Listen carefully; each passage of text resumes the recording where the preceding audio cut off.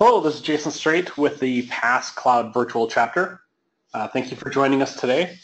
Today we have consuming software as a service solutions with Azure Data Factory. Our presenter is Dave DuVarney. Dave is president and co-founder for Talavent, a business intelligence consulting firm focused on strategy, architecture, implementation services. So before we get started, though, I do want to promote a few of the sessions that we have coming up. We do have sessions coming up about once a week over the next 2 to 3 months. Next week, we've got Carlos Chacon with disaster recovery options in Azure. We've got some Cortana coming up. We've got streaming analytics, some other Azure Data Catalog with Dave coming up here in October that we rescheduled from the last time we attempted when we got interrupted by a thunderstorm. And then we also have a few other sessions that haven't quite been listed yet. I'm just waiting for some last details. We've got another ADF session, I believe, coming from Ginger Grant, returning to do another presentation here in the middle of November. With the PaaS virtual chapter, we are part of the PaaS community. So a few notes about the PaaS community for those that haven't heard in the previous session. So we do have the PaaS Summit that's coming up here for 2016 in the end of October, from the 25th to the 28th in Seattle. That has a lot of technical sessions, industry experts, presenters, and speakers from Microsoft and the community. If you're looking to talk to people on the Tiger team with Microsoft, this is a great opportunity to go out and meet those professionals, talk to people, and really network and get to know more and get energized for the PaaS community. If you haven't registered yet and you are looking to register and you don't want to pay full price because nobody wants to pay full price, you can get $150 off using the VC15CHB6 discount code. That can get you a discount on the PaaS Summit registration. This virtual chapter is part of a large collection of virtual chapters that PaaS does promote. We have everything from, well, PaaS has everything from language-focused virtual chapters like Spanish and Russian and Portugal to siloed siloed organizations such as this cloud one, looking at specific types of deployments, business intelligence, big data, DBA fundamentals. Or if you're looking for something to do on a Saturday night and you can't find a good movie, there is the Saturday Night SQL virtual chapter, one that I keep meaning to take a look at, but I always find that I've got something like karaoke to do on a Saturday night, so I keep missing those. PaaS also does promote free training within your local region, so not just not just online presentations, but also SQL Saturdays that are hosted by the community throughout the world, US, Canada, Asia, Latin America. There are SQL Saturdays coming pretty much all over the place all the time. The nice thing about these SQL Saturdays is they're generally free for admission for all the training that's provided, and then you usually have to pay a little bit to help out with the lunch that is available. So if you haven't, check those out. You can go to www.sqlsaturday.com to check those out. And if you are interested in volunteering more for PaaS, PaaS is always looking for volunteers. You can go to volunteer.sqlpaas.org to find out ways that you can help to give back to the SQL Server community and just be part of this great organization. So with that, I'm going to turn things over to Dave for his session today, Consuming Software as a Service Solutions with Azure Data Factory. Just make Dave the presenter. Just give me a moment here.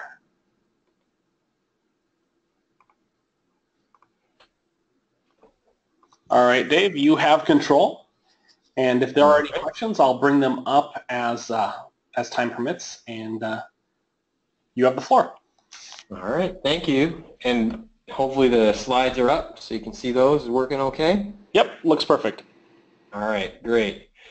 Well, today I'm going to walk you through kind of how to consume a SaaS service using Azure Data Factory, and what we're really going to do is a fairly more of a code walkthrough.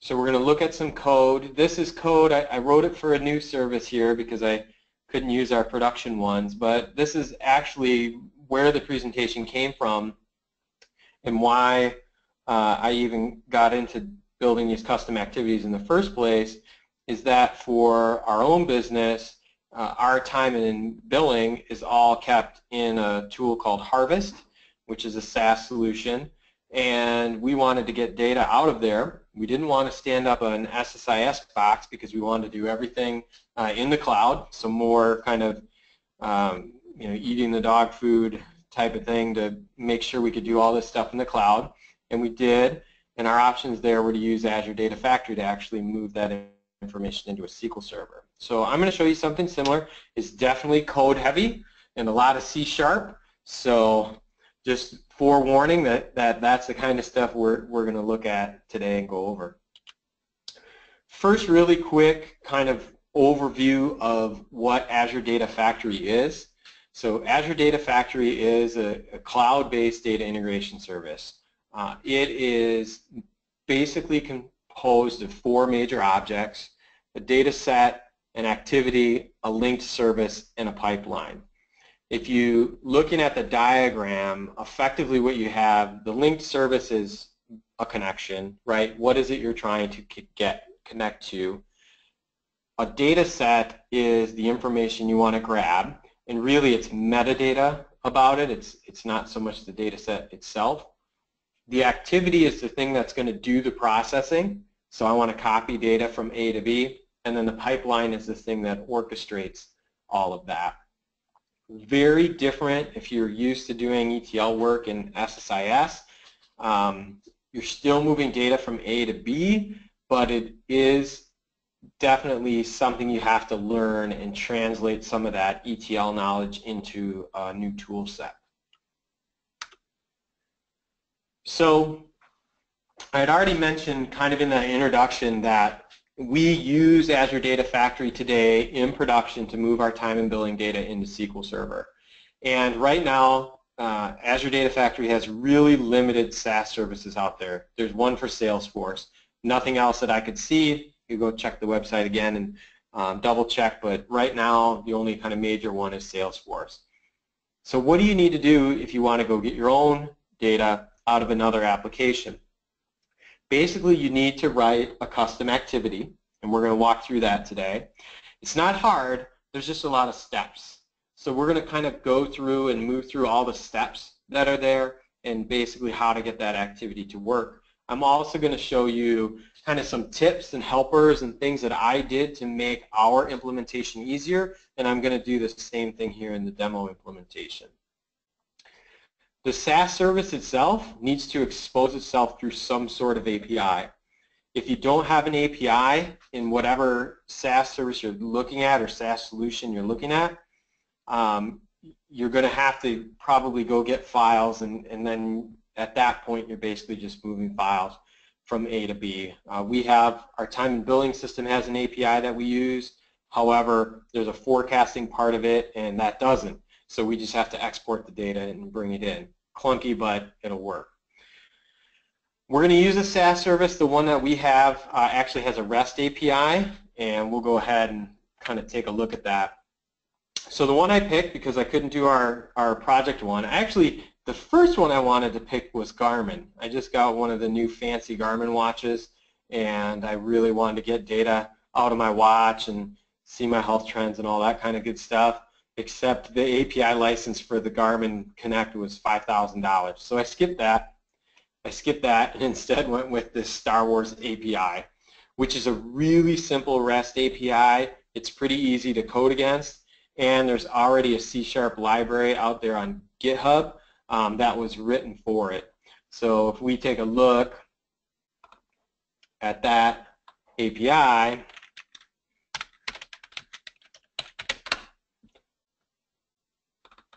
basically what it does is it has all the different, a handful of entities from Star Wars, planets, ships, vehicles, and people, and you can come in and call the API. So here's their demo, people to, and if I pull that, I think it's C3PO, right? And call their REST API, pulls you back information about who they are, what they do, and lots of just fun stuff that we can play with, and it's great to work with in a demo sense, except don't call vehicles, just call people. But that's all right, we're going to grab all that data out. So let's take a quick look at this Sharp Trooper. So this is the code that I pulled down from GitHub, made no changes to it. I just put a little sample UI on the front of it so we can kind of see what's happening when we call that API. And I had to do this same thing for our own internal service. I actually wrote a wrapper for it. So they had the same REST API where you pass it the entity you want, and you can pass it things like a last update date and IDs. And so I just wrapped all of that in a C# library, very similar to what was done here with Sharp Trooper. Sharp Trooper basically has one class, one main class. It's Sharp Trooper Core. And then within that Sharp Trooper Core, you can call things like get people, pass it an ID. It does all the stuff to actually go and pull those. Get all people, pass it a page number, it pages through. So I wrote this really simple UI. I've got a main form that I'll use, which is just an MDI form, and then I've got this view data piece that I'm pulling from. And this is useful in a couple ways. One, it gave me the ability to test out the API and calling the API through a much easier mechanism than Azure Data Factory. We can debug Azure Data Factory, but it's not the easiest thing in the world. So this one I can pull that information back. And then I also needed to create tables. I wanted to land this data in tables. So I wrote a little bit or grabbed some code to actually pull in and copy some text to create a table. And if I pull this drop down when I view the data, and I'll run it in a second, it's just going to decide if I pick vehicles, starships, or people. And then it's going to do some pretty simple code. Like and all of these are exactly the same. When I load the vehicles, it's going to start with page 1. It's going to create a list of vehicles. It's going to call that core services get all vehicles method.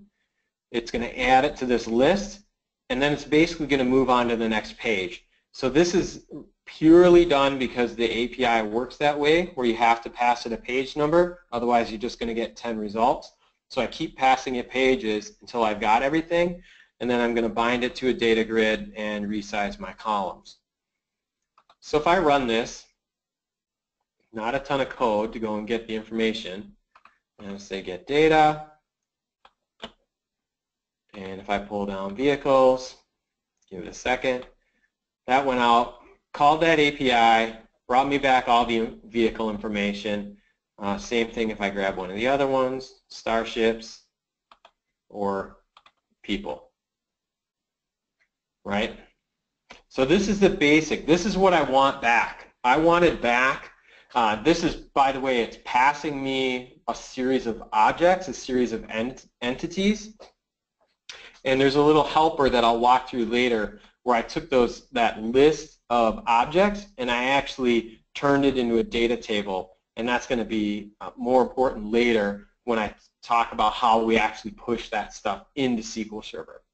So I've got my data, and then I also have this little copy table. So if I had something like Notepad up, and I copy that create statement, and I paste it in, here I've got a create table for my people, and I can just dump that into SQL Server. Everything's coming across as a string, so everything's going to be a varchar.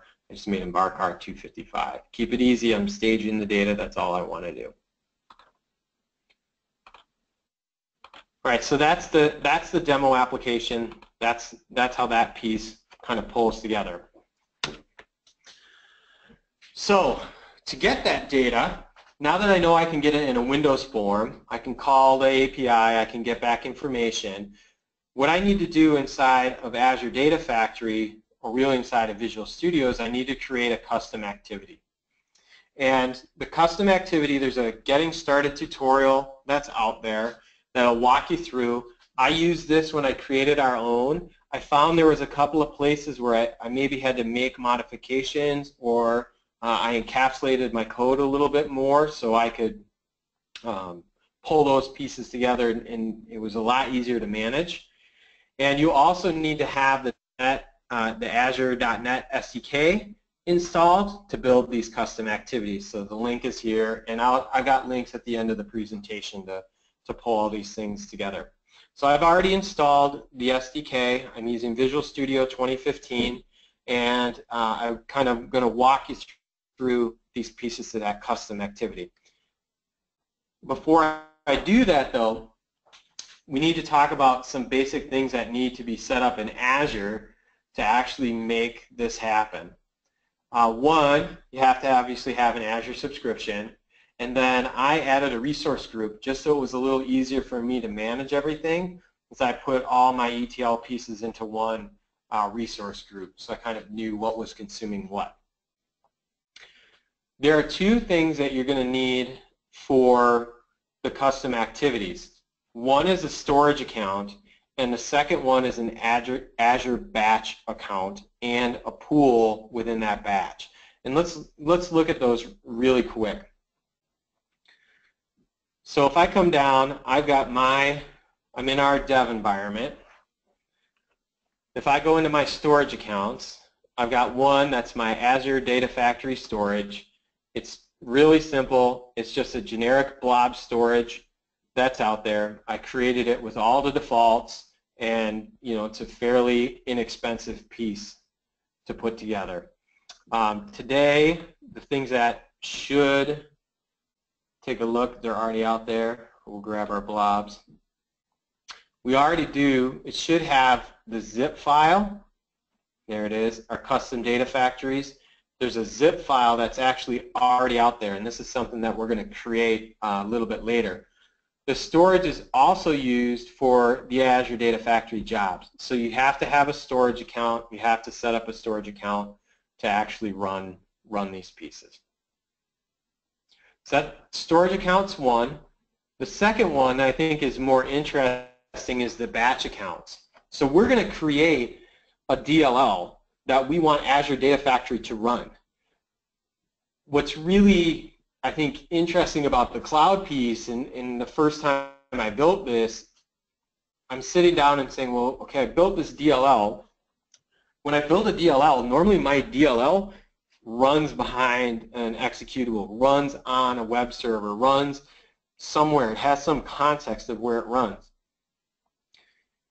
In the case of these custom activities, we can use Azure Batch as the place where it runs. And basically what Azure Batch is just a collection of VMs. You can think of it as a collection of VMs that will scale up and down as you need it. So if I were doing a really big job with these custom activities where I wanted to run 100 processes in parallel, you could spin up 100 different VMs using this Azure Batch, run all of that stuff, and then let those VMs scale back down again, which from a deployment perspective is fantastic because you don't have to go and invest in a bunch of hardware, or you don't have to stand up some huge VMs. You stand up a bunch of tiny VMs that do a ton of work and then come back. The batch account, really the thing that runs it, or part of what can run it, are pools. So we have a single pool that we've created to run this. My dev pool 1, it's a very simple small VM, a standard A1 VM, and it's got one node. That's all I put together. So I said, look, basically, and it'll see it later, one process can run on one node. So when I run this activity, I'm spinning up a custom VM just to run that single activity. If I wanted to run faster, I could let it spin up 5 VMs or 10 VMs or whatever I needed to run all those custom activities. So those are our prerequisites. To get started, we've got to have a subscription, we've got to have a storage account, and we've got to have a batch account with one pool. And I've got those pieces already set up in my Azure development environment.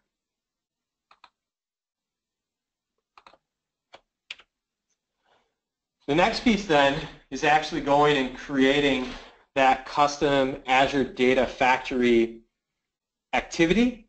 So remember, there are 4 objects within Azure Data Factory. There's the activities, the linked services, the data sets, and the pipeline. It's the activity that does the work. So it's the activity that we're going to create, and we're going to write the code that does the same thing the Windows app did, touch the service, bring that information back. To do the custom activity, I chose C#. We do have to have these new get packages installed. So there's a Microsoft Azure Management Data Factories package that you want to install that gives you all the interfaces to interact with Azure Data Factory. You needed a reference to my external DLL, that's the Sharp Trooper that I pulled together.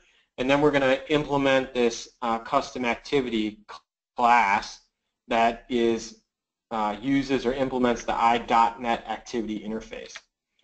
This is the basic layout of that class, but I actually just want to, let's jump into the code and kind of look at what code we've got pulled together. I'll stop my app from running. So I'm not in the WinUI. I've got my custom activity, and we'll come back to some of this other stuff in a minute. The main thing I want is this, I called it the Swappy to SQL activity. So it's a single class, and really you have just one method you need to implement. iDictionary, which passes back a dictionary of strings.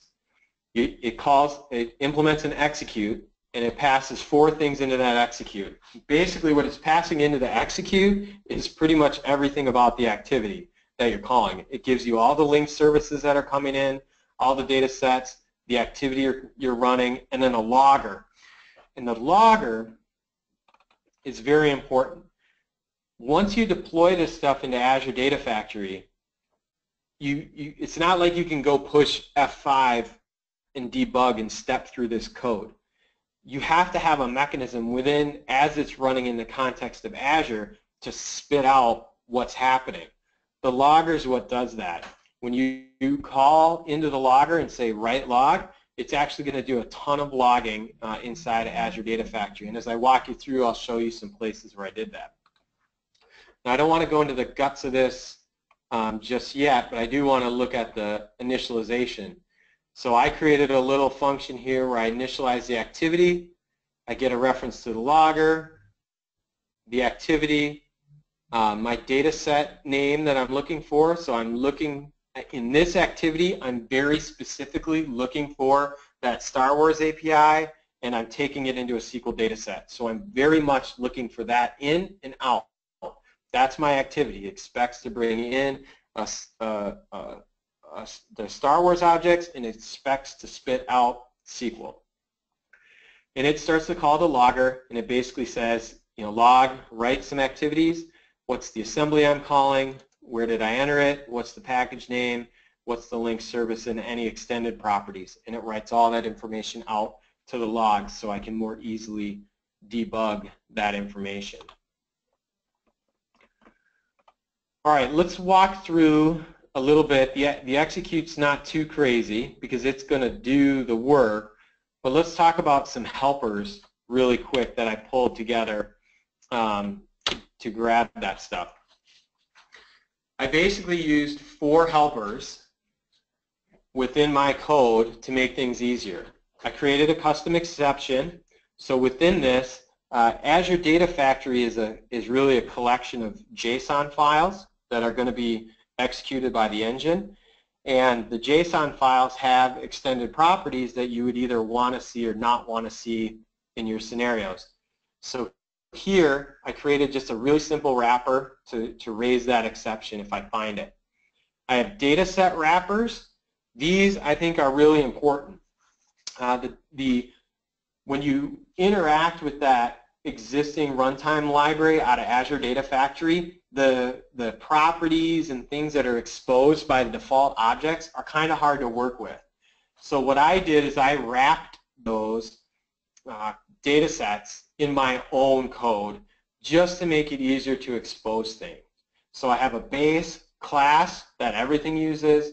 I have a Star Wars API wrapper, and I have a SQL wrapper. So the SQL wrapper, if I'm going to a table, that's what it does. And then I have a bulk copy wrapper, because at the end of the day, what I'm going to do here is I'm going to call the Star Wars API. I'm going to get a bunch of data in object form. I'm going to take that data, I'm going to make it a table, and then I'm going to tell the bulk copy wrapper to take that table and push it into whatever I gave it as the SQL object.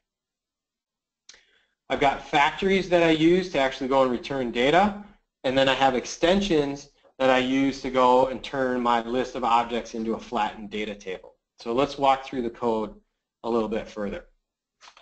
So first things here, as I go through, my first inputs here is I want to go and get that Star Wars API data set that's coming in. When we look at the JSON here in a second, the JSON is going to give me an object name that says, here's the data set that I want. So I'm getting that name out of its I'm getting those names from the properties. I'm creating that custom data set. I'm getting the linked service. Now in this case, it's kind of weird. The linked service is, remember, it's a connection. The connection in this case doesn't matter. It could, if you had to go through a proxy server or something like that, that would be information that you want to pass in. For our custom one, where we call our time and billing system, we're passing it the URL and login credentials as part of the linked service. So we do create a custom linked service here to grab our data. And then it goes in, gets our custom data source. Then we do the same thing where we go and get all the information we need about our SQL table. So go get the data set associated with SQL, go get the linked service, pull those together. Then we create our new wrappers. So if I go here and I look at my Star Wars API wrapper, it's passing in the service, data set, activity, and logger. And let's go look at that one quick. It's really simple. Calls in the construct, and basically there's going to be a property within that JSON document called table name. That's really the object I want. So do I want vehicles, people, starships? It's going to do my check properties. This is something from the base class. It's going to check it, make sure it's there, and then it's going to go and actually get that data set object, the information about it. So realistically, all this one's going to pass me back is it's going to say the word people or vehicles or something of that nature. Then once I have the name of the thing that I want, so I know I want vehicles, it's going to call my data factory. So this is the other wrapper that I built, right? A little data factory. It's going to call get data table, and it's going to get that object. And if we look into it, get data table basically just does a quick case statement. What am I looking for? And then depending on the ones, and this is not pretty code, but it works, it's going to do the same thing that Windows UI did. Give me all the vehicles. So do a big loop over every single page and give me a data table back with all the results. If I do starships, it's the exact same thing. If I do people, it's the exact same thing. So that Windows code that I wrote is now applicable here in my data factory. I'm using it in my custom, and I probably shouldn't confuse those words, my own custom data factory. So I get back the table. Now that's done. So basically I've got, once I initialize this object, I've called the API, and I've got a data set sitting there in memory of the data that exists in that table. If I go back, the second wrapper that it calls is going to be my SQL wrapper. SQL wrapper is a little bit different. It passes in the exact same things, except here it just does some parsing. It says, go find me the table name, basically, from this data set, and let me know if it's DBO or it has an object name. And then one of the last things that it does, and this is really important, is it opens a connection to that table. So if I say, I'm going to load people, and here's the connection into my SQL database where I want it to go, it opens a connection to that SQL server, and then it calls the connections get schema method to tell me what columns are in there. Where that's really important is at the end of the day, what I'm going to do is merge up this data table. That's the stuff I got from the API, and I'm going to merge, and I'm going to do a bulk copy into SQL, I need to know what columns I'm going into. So I've just kind of genericized here the code to get me the column from whatever object I want. All right, so let's go back to the activity itself. So we get our Star Wars API wrapper, we get our SQL wrapper, so now we've got the thing that's going in, and we've got the thing that's going out. The next thing I do is I call the bulk copy wrapper. So I go and get a new bulk copy. I say, here's the thing that's coming in, here's the thing that's going out, what's the activity and what's the logger, and if we look at this guy really quick, the bulk copy wrapper, the only thing that it really does is give me my inputs and my outputs. There's nothing too terribly complicated here. It just says, here's the thing that's coming in, here's the thing that's coming out. Oops, that's the base wrapper, excuse me. I knew it did more. Here's the thing that's coming in, here's the thing that's coming out, and then it does all the mappings in my columns. It says, you pass me an object of X, I got a table of Y, here's where they map together. The other thing that it does is in the logger, it logs all this information about any columns that weren't matched. So if a new column shows up in my API that wasn't there before, you could look into the logs and you would see that, hey, this column doesn't get mapped anymore. It's not continuing to be mapped to my object. So we got our input, we've got our output, we've got this thing that's going to do the bulk copy. Then we come down and we actually go and write the data. And in writing the data, I'm calling back into my bulk copy wrapper again, and all my bulk copy wrapper does in write data is it opens a connection, it says write this to the server, and it gives it the data table from my input. So again, not a tremendous amount of code, but I think important that it's organized in a way that's fairly reusable across all the objects I might want to call from my API. This is also a really simplistic one where it goes and gets everything and writes it to SQL. Goes and gets everything and writes it to SQL.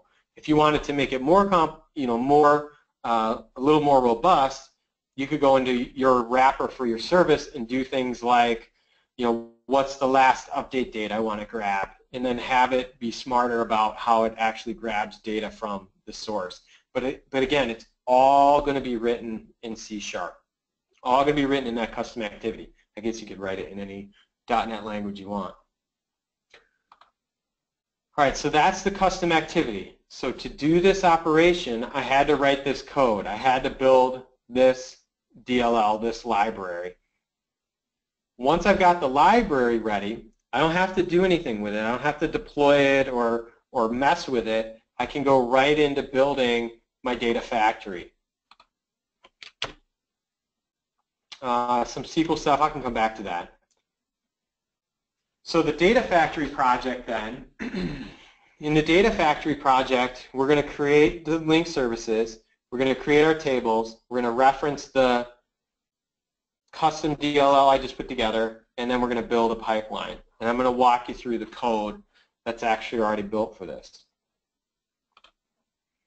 And by the way, I know sometimes in demos you would generally want to build that code as you go. Some of these things when I deploy takes like 5 or 10 minutes, so we burn a whole lot of time if I sat and actually wrote it and deployed it, because it takes a while. I will deploy this in a second here, probably pop back to the slides for a second while it goes and runs. All right, so I've got my data factory. In my data factory I need 4 connections or linked services. I'm going to do this custom one, which is my Star Wars API application. And realistically, in my example today, this thing doesn't do anything. If I had type properties, I had mentioned if you were going to call this API, there is a place to put the proxy server. If you had to do that, you'd put that property here, and then the inside of your code would handle it. That's custom. So this one is a custom data source, and we know it because the type says custom data source. Then I've got built-in link services that are already part of Azure Data Factory. So I've got an Azure SQL database, and it's got a connection to my SQL server. I've got the batch account. So I've got an Azure batch account. It's got my account name, the key, the pool. Remember, the pool is the thing that runs it. And then what storage account the batch account is going to use. And then the storage account itself. Again, these are the items I walked through in the Azure portal: storage account, batch account. Those things are already there, up and running. I didn't show you my SQL database, but I set up a really simple, basic SQL database already within Azure. So those are the connections, right? I've got one called ETL storage, ETL batch, Stage SQL, and Star Wars API application. From there then, now that I have connections, I want to build some tables. So I pulled 3 objects from the API. So let's look at the SQL ones first. So my people object basically says I'm going to be called SQL_people. I'm an Azure data table. The linked service, the connection I'm going to use is this Stage SQL connection, and the table I want is people. The other thing that's important here and kind of unique to Azure Data Factory is this notion of availability. The availability, a lot of what Azure Data Factory is also built for is going after big data. So saying things like, go get me these web logs, every hour, every 15 minutes, and go and grab them. The availability is the piece that says, how often can I go and access this data set? Mine I've kept really simple. I said, well, once a day, go and get this information. But you can change this to hourly. I haven't done it at the minute level, but pretty sure you can go down to that more granular level to pull that availability. All the other SQL tables are going to look exactly the same. So starships, same thing. Vehicles, same thing. Just tells me what my table is. The custom data sets I put together, and by the way, let me take a step back. The SQL data sets are Azure SQL tables. So that's part of Azure Data Factory. This isn't custom. This is already built into the tool. The ones that are custom are my own, where I can basically put whatever properties I want. So I've created custom data set here, custom data set called Swappy People, Star Wars API People, and it's going to call my Star Wars API application. It's going to get me people, and again, it's going to have a daily refresh. Same thing with starships, same thing with vehicles, all the same. So I've got the link services that tell me what to connect to. I've got the tables that basically tell me the metadata about what it is I want to get. So then the real piece comes together in calling the custom activity. To call it, remember I built my own library up here, so I've got a reference to that library within this Azure Data Factory project. So that reference exists. Now to use it, I basically have to go in and say, all right, within this pipeline, so remember the pipeline is the thing that runs something. Within my pipeline, I have to say, here are some activities I want to run. The activity I want to run is going to be called Stage People. Actually, let me go down to Stage Starships because that's the one you're going to see on the screen. They're all the same. I'm going to call Stage Starships. It's going to use the Talivant ETL batch. That batch account is what it's going to use to actually do the processing. The type of activity is a custom.NET activity. So this isn't a copy to SQL, a copy from Hive, whatever other activities are out there. This is actually a custom.NET activity. Because it's a custom.NET activity, I have to tell it some information. So I tell it what DLL I want to run. Remember, I've referenced it, so it's going to package this DLL up with all this code. So here's my DLL. What's the class I want to call? This is the class I was walking through, the Star Wars API to SQL activity. Where am I storing this? So I'm going to store it in my storage account. And how do I want to zip this up for my storage account? So within the storage account, it's going to create a folder called Data Factory Activities / Star Wars API ADF activities.zip. And we could actually go look at that in the storage account. That file exists once I deploy.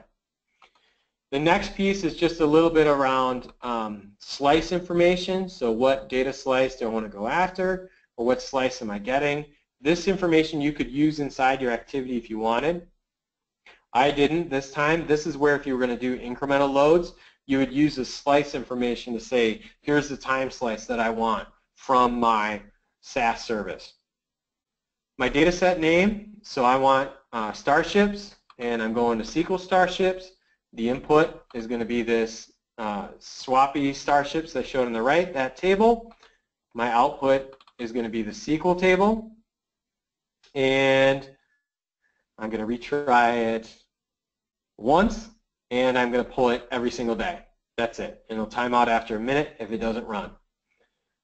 It's the exact same thing for all the other ones. So this is very much like a copy and paste. So vehicles, same thing. It calls my custom DLL, except this time it passes in vehicles and the output table for vehicles.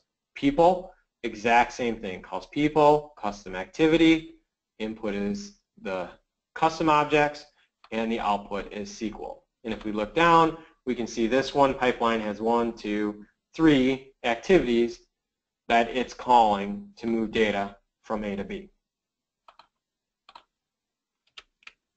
All right, so let's go publish this. So I'm going to actually publish it from Visual Studio, and I'm going to publish it to a new location just so we can see that one work. Take one step back. So I'm on the Data Factory. I'm in that project. I have this project in Visual Studio, by the way, because I loaded the extensions, which I had a link in the presentation. So I'm going to go in here and say publish. I have one out there. I'm going to create a new one. So we'll call this API staging 2. Any tag information if I want to put that in there? Nope. I don't like when it doesn't like underscores. Any tags, any description if I want to. The subscription I'm using, I've got a pay-as-you-go subscription I set up. The resource group, where it's going to go, and then the region I want it to process in. Now, my stuff is teeny tiny, so the region doesn't, it's not a huge deal, but recognize that these are the only regions that are available for Azure Data Factory. So technically, if you were going to do this in a larger scale production, you'd want to know a little more whether you want to use, if you're in the US, East or West, and you'd want to put your other resources in those same regions. So your storage account, your batch, the SQL instance, you'd want to put all that stuff in that same region where this is operating, so it doesn't have to go, you know, across. You got a bunch of stuff in the East US, your SQL lives in East US, and your Azure Data Factory lives in West. Wouldn't want to do that. You'd want to keep them together. I'm just going to use West US for mine because it's tiny. Again, it doesn't matter. Then it's going to ask me what objects do I want to deploy. So I'm going to deploy everything. And just confirming, confirming, and confirming. And I'm going to say next. And this is the part that takes a while. So this publishing is going to take a handful of minutes, but there are some things that I want to show you as they pop up, hopefully, if they'll come up fast enough. One thing that it's doing as it does the publish is it's actually building those files in my project. So you can see right now it says validating 11 JSON files. So it's moving through all the JSON files and making sure that they're okay, that they're formatted correctly, and they were. The second piece it does here is it's saying it's starting to upload the dependency. So it's uploading this zip file to Azure. It's putting that in my storage account. That zip file is this DLL, the custom DLL we built, and all the pieces to its bin. So it's loading all that stuff up to Azure. Then it's going and it's loading the definitions. So it's pulling my linked service definitions. It's loading them to Azure. It's pulling my table definitions. It's loading them to Azure. And then the last, and it's taking my pipeline and it's loading it to Azure. And while we're in here, why don't we just pull up Azure. We'll look at our data factories. Should get 2 of them now. Let's go see. This guy says it's finished. So my deployment's finished. It ran successfully.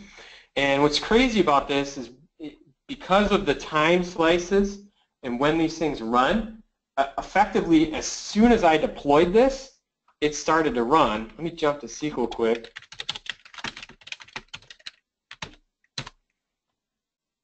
And it's already got data pulled in there. I should have ran that before, so you didn't think I was trying to trick you. But I'm not tricking. It really did go. Let's look at that. Let's look at this and kind of break down what it did. So here's my new data factory. There's 6 data sets in that new factory I just deployed. No errors have been reported. 1 pipeline is going and scheduled. And the 3 different data stores are the linked services that we put in that original project. Let's go to the diagram view. So this is very similar to what we were looking at in Visual Studio. You can actually see the inputs that are going through, the activity is called, or the pipeline they're running through, and the output. One of the elements that's nice is as these things kind of move, you get this visual representation of what's happening. Let's go look at a specific data set. So if I pull my data sets, and let's go to the people, we can actually see that when it was created, there's a whole bunch of slices hanging out here because I was, just threw my end date way out in time. But if there's one running, you'll see that it's running in here. And if there's one that failed, you'll actually see the failed slices that are in there. Let me go back to the one I did when I was messing with it before, because I got failures, and just show you kind of what the failure messages look like. See if I can find one.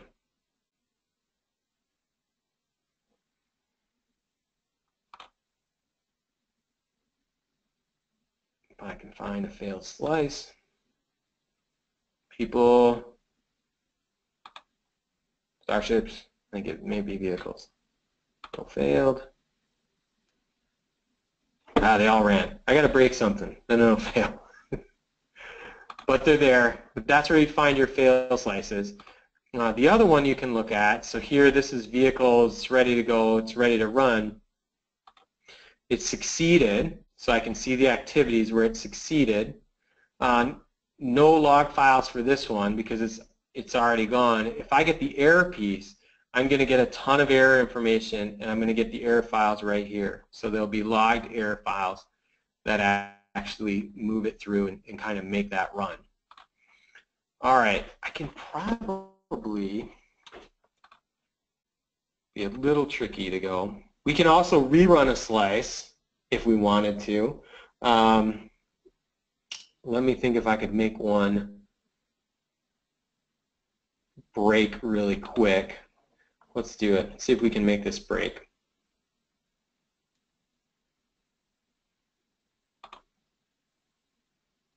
So one of the issues with this code is that in part of this, the API doesn't pass back a flat data set. And so it has relationship information in there. And basically what I've done is I just kind of ignored that stuff in my SQL statements, and then it never gets mapped. But one of the things that's in the API is films, right? What films were these vehicles in? So if I make this one varchar 255, I got a new one, select star from vehicles, nothing in there. Now let's go break it. If we go ahead, take this slice, so I've already picked that slice, and if I hit run again, hopefully, actually you probably just pick, let's pick any one of these. Let's see, it should go for me. Run.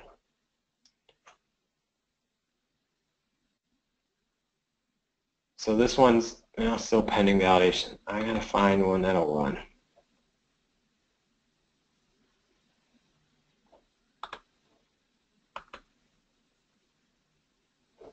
This one already ran, doesn't want to run again. And of course I left all the other ones way down at the bottom. If we run it again, sorry, I wish I could, it's weird to have a demo where you want to have something break and it doesn't break.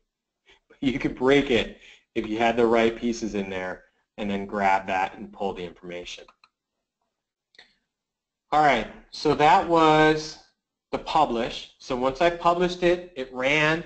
This thing, if I let it sit here, it's actually going to run every night now and reload that API.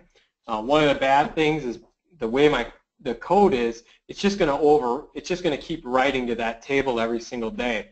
So in our production jobs, we actually have a SQL call. So there's activities where you can execute SQL.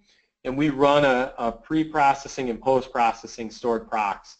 So in the pre-processing, we get some logging information set up, an execution ID is established, we run it, and then, we truncate the old stuff, run it, and then do post-processing to establish what execution IDs actually went with the data that just ran. All right, the other thing I want to show you just quickly as I go in here, let's just go back, Data Factories. Don't want to get back for me. Data Factories, let's go back into this one. One thing that's really useful is you run these and you debug them. You can also develop this stuff if you wanted to within the Azure IDE. I don't think it's that conducive to doing it, but it's possible. I'm going to click on my pipeline. It's going to show me my one pipeline, and I'm going to go to the source.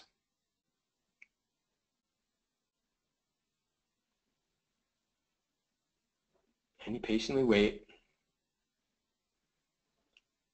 If I want to fix things, I can actually fix it in the JSON right here. But the thing I want to change is way down at the bottom, you can pause these. So instead of running up a big Azure bill, you just put it to true, deploy it. Now this thing is paused. It's not going to run anymore. It can sit there. It won't get charged anything because it's basically sitting there doing nothing. All right. So let me do just kind of a quick wrap up, and then I don't know if we'll be able to get any questions. If we can, great. If we can't, I can take them offline too. So to consume a SaaS service, the only out-of-the-box stuff that's there in Azure Data Factory today is Salesforce. If you want to do your own, you've got to write a little bit of code. It's not the hardest code in the world. It just really takes some coordinating to get the batch account set up, the storage account set up, write your custom DLL that has your custom activity in it. I've got the sample code I'll give to everybody, or I'll put links up there that everybody can pull from.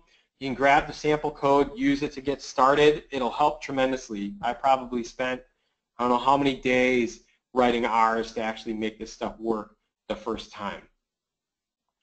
Once you've got it, then you can deploy it to Azure, let it run.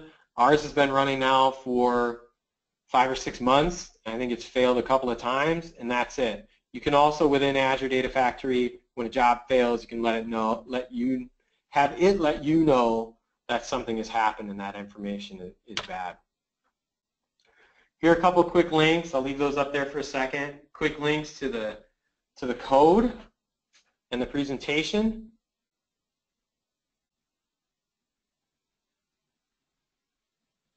And then the last piece I really have is just contact information.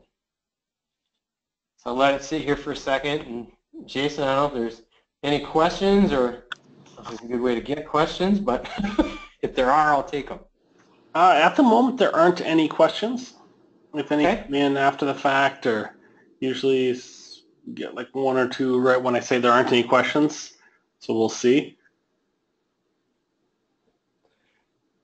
No, it looks like there aren't going to be any questions. So thanks a lot. This has been great. I know I got a lot out of this.